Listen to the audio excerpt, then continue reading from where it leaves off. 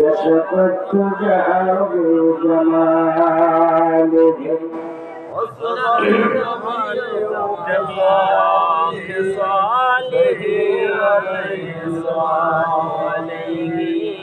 আওয়াজ তুলে একটু মহব্বতের সাথে একবার বলুন তো আলহামদুলিল্লাহ। আল্লাহ আমাকে অন্ধ বানায় নাই, আল্লাহ আপনাকে ল্যাংড়া বানায় নাই, আল্লাহ আপনাকে চোখ দিয়েছেন, পা দিয়েছেন, হাত দিয়েছেন, চেহারা দিয়েছেন, সুস্থ মানুষ। বলুন আলহামদুলিল্লাহ।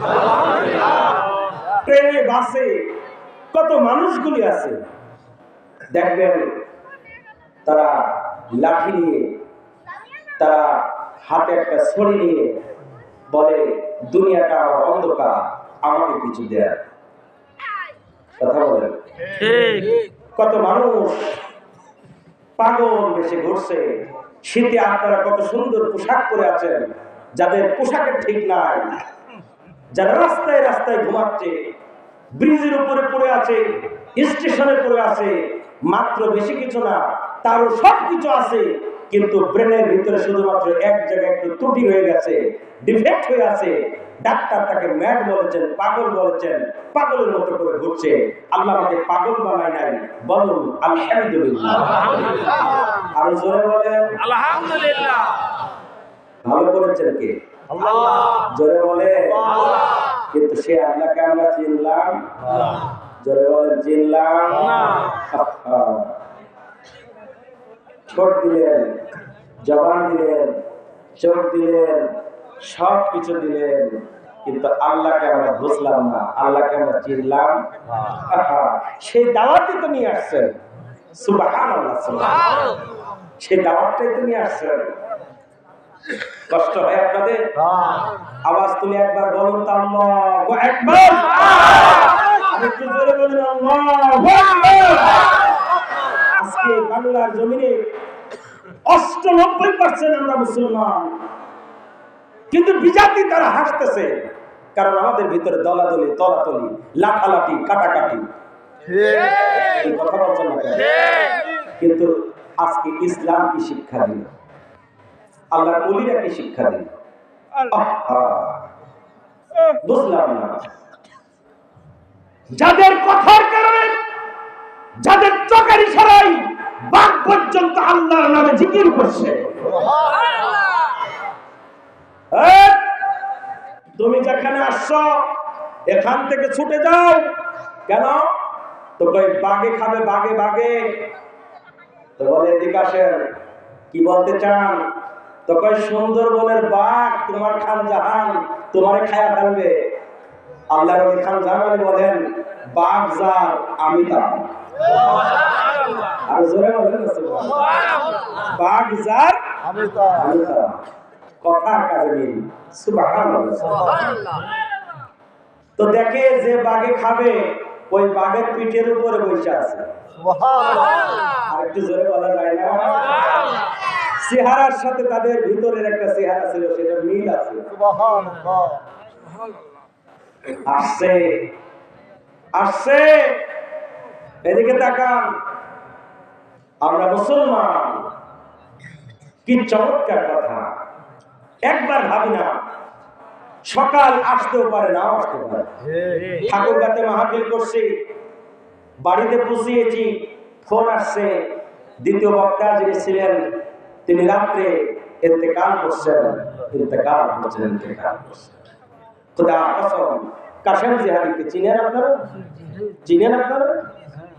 আমি ছোট্ট ছিলাম, আমার আব্বা 33 বছর মরিদ বিশ্ব জাকের মঞ্জিলে।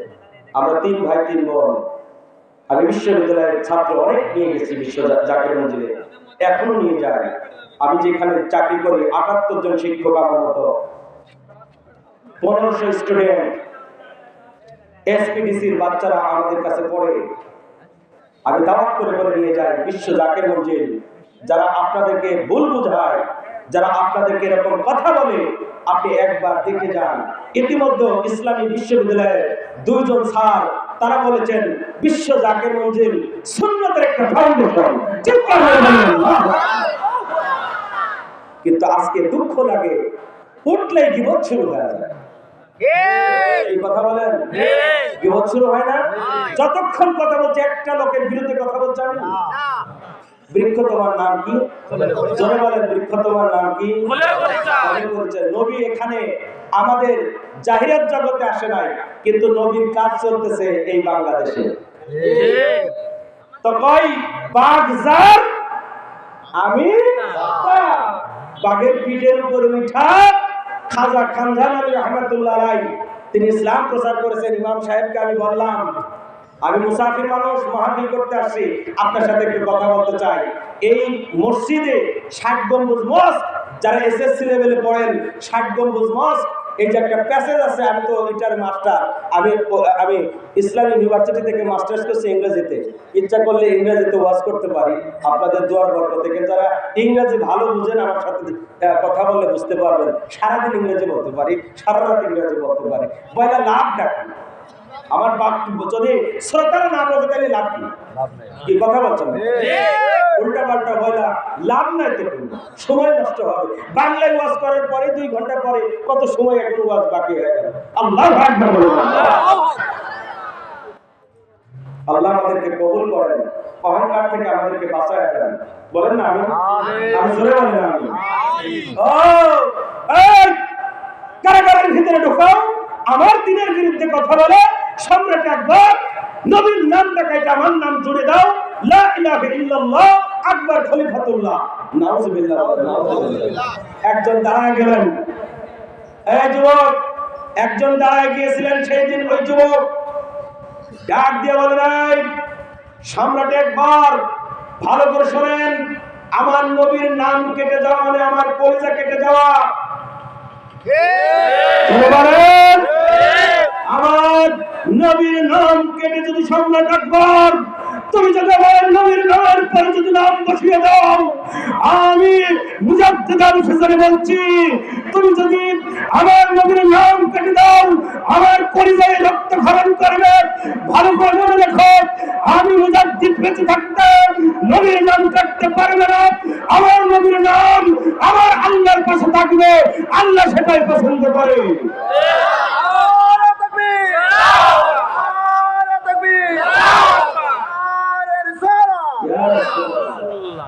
আমার নবীর নাম কাটা গেলে তো আমাদের নাম কাটা যাবে। শেখ হোক, শায়েখ হোক, মোহাম্মদ শব্দটা অত্যন্ত মধুর। কথা বলেন না কেন? এখনো কলিজায় যদি আগুন ধরে আমার নবীর দরুদ পড়লে আমার ভালো লাগে। এখনো যদি আমার অন্তরের ভিতরে আগুন জ্বলে, কেউ যদি বিচার নাও করে দেয়, তাহলে একবার নিঃশ্বাস দীর্ঘ শ্বাস ফেলে আল্লাহকে ডাকলে আমার ভালো লাগে। এই কথা ঠিক না? তাহলে আমার নবীর নাম কাটা যাবে না। সাথে সাথে ধরলেন, ধরার পরে বললেন, এই মুজাদ্দিদ কি বলতে চাও? কয় তোমার সম্রাট আকবর, তুমি সম্রাট হচ্ছে, সম্রাট থাকো, কিন্তু বেশি নাক বাড়ানোর দরকার নাই, আমার নবীর নাম কাটা যাবে। তো নবীর নাম কাইটা উনার নাম ঢোকাইছেন শায়েখ আহমদ সারহেন, আমাদের তরিকতের ইমাম। ডাক দিয়া বলেন, কাটলি তো কাটলি, নিজের কলিজা কাটলি রে। এই একে ধরো। কারাগারের ভিতরে নিক্ষেপ করছে। বাঘ 2 থেকে 3 দিন না খাওয়া রাখছে। বাঘ লালন পালন করতে চিড়িয়াখানাতে যেরকম বাঘ পাওয়া যায়, রাজা বাঘ বুঝছে, বাঘ ভিতরে ঢুকায় দিচ্ছে। মুজাদ্দিদ আল ফিসানি রহমাতুল্লাহ আলাইহি আমাদের তরিকতের ইমাম রাহমাতুল লিল আলামিনের সাথে সূত্র, তাকে ওই কারাগারের ভিতরে পাঠানো হয়েছে। বাঘের সামনে দেওয়া হয়েছে বাঘ আর সম্রাট, এই সম্রাটের বাঘ আর মুজাদ্দিদ আল ফিসানি রহমাতুল্লাহ আলাইহি কারাগারের ভিতরে। সম্রাট ডাক দিয়ে বলে, খবর কি দেখো তো। এখন কয়েদি খানায় কয়েদি আইসা ডাক দিয়ে বলে, জাহাপনা কাম ছাড়ছে। কি হয়েছে? কয় যারে খাওয়ার জন্য দিয়েছেন ওই বাঘ ওই মুজাদ্দিদ আল ফিসানির কদমে কদম মুসি করতেছে। আমি জোরে বললাম না, আমি জোরে বললাম না। এটা কিন্তু এমনি হয় নাই। এই যে জবান আর ভিতরে একটা জগৎ আছে, এই দুইটা এক করছেন, কথা আর কাজ এক করছেন, যার কারণে আল্লাহ পাক বাক্যে পর্যন্ত তাদের কাছে নতশিরে সেজদা করা নয়, কদম বুঝি করার জন্য অর্ডার করে দিয়েছেন। ব্যাপারটা কার? আল্লাহ না, আর একটু আসতে বলেন, আর একটু জোরে বলেন না। কে দিয়েছেন? আর একটু জোরে। হ্যাঁ, আয়েশা বলে তোমার মতো তুমি পথ দেখো। তো কয় আমার মতো আমি পথ দেখবো মানে কি বলতে চাও? তো কয় তুমি যে কথা বলছো ওলি আল্লাহ বলতে কিছু নাই, বাড়ি যাও। তো বাড়ি গেছে, মনটা খারাপ, আল্লাহ বরদাস্ত করতে পারেন নাই। ইন্নাল্লাযীনা ইউযুনাল্লাহা ওয়া রাসূলাহু লা'নাহুমুল্লাহু ফিদ দুনিয়া ওয়াল আখিরাহ। আল্লাহর বন্ধুদের যারা কষ্ট দেয় তাদের জন্য আমার আল্লাহ পাকের পক্ষ থেকে অভিশাপ তৈরি হয়ে যায়। সুবহানাল্লাহ, আল্লাহর পক্ষ থেকে অভিশাপ হয়ে গেছে। ডাক দিয়ে বলে হুজুর আপনি মাফ করবেন, বা কিছুই তো করো নাই। তো কয় চুলকানি শুরু হয়েছে, সকালে দেখা হয়েছে, ফজরের নামাজে দেখা, আসরের সময় হাজির। হুজুর আমার এই যে চুলকানি হয়েছে, ডাক্তারের কাছে গেছিলাম। কি হয়েছে? চুলকানি। ডাক্তারের কাছে গেছিলাম, ওষুধ দিছে, ভালো হয় না। তারপরে মলম দিছে, ভালো হয় না। আল্লাহু আকবার বলেন না। অনেক কিছু করছে, কয় কি হয়েছে? কয় আপনি মাফ করেন। কয় আমি তো কিছুই বলি নাই, কিছুই মামলা করি নাই, তো কেন জানো আমাদের শরীরটা চুলকায়, ঘা হয়ে গেছে। আপনি যদি মাফ না করেন তাহলে আমাদের বাঁচার উপায় নাই। এবার ডাক দিয়ে বলছেন কি বলতে চাও? কয় বিয়াদবি করছে, খাজা খান জালানী সম্পর্কে নয়, বাহাদুর নকশবন্দ রহমতুল্লাহ আলাইহি আর শায়েখ আহমদ সরোয়ার্দী সম্পর্কে আমরা যে উল্টা পাল্টা কথা বলে ফেলেছি, বুঝতে পেরেছি আপনি কষ্ট পেয়ে গেছেন, মাফ করে দেন হুজুর। না না না, আমার কাছে কোনো মাফ নাই, মাফ চাও আল্লাহর কাছে। কার কাছে? কার কাছে? কার কাছে? আল্লাহর কাছে মাফ চাও। ওই সময় পাঞ্জাব এলাকার শামস ইরফান রহমাতুল্লাহ আলাইহি, সুবহানাল্লাহ, নাম বলেন, শামস ইরফান রহমাতুল্লাহ আলাইহি, উনি ওযু করতেছেন, ডাক্তারের ওষুধে কাজ হয় নাই, উনি ওযুর পানিটা নিয়ে বলে তোদের কপালটা ভালো, আল্লাহ মাফ করছেন। সুবহানাল্লাহ। ওযুর পানিটা নিয়ে ওই দুইজন ব্যক্তির উপরে ছড়াইয়া দিলেন আর বললেন কিয়ামত পর্যন্ত তোমাদের সন্তান আদি যারা আসবে তাদের চেহারায় স্কিনের উপরে, চামড়ার উপরে এরকম দাগ থাকবে। তোমরা যে রাসূলের বিরুদ্ধে করেছো, পরে মাফ পাইছো বটে, এই চিহ্ন আমার আল্লাহ পাক তোমার বংশের ভিতরে রাখবে।